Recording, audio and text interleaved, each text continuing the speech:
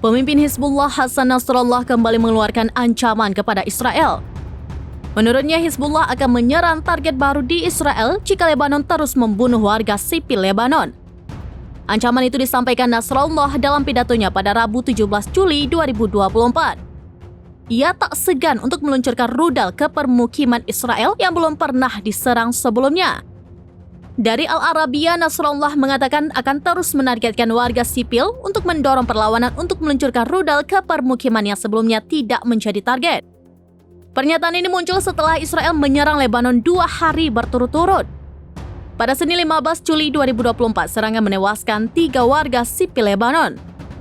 Sementara pada Selasa 16 Juli 2024, 5 orang tewas dan seluruhnya adalah warga negara Suriah. Hizbullah dan Israel terlibat saling serang hampir setiap hari sejak Perang Gaza meletus.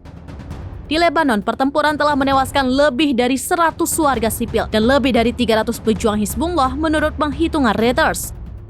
Selain itu, banyak rumah-rumah warga yang hancur terkena serangan Israel. Terkait masalah ini, Nasrallah berjanji akan membangun tempat tinggal untuk warganya yang lebih indah.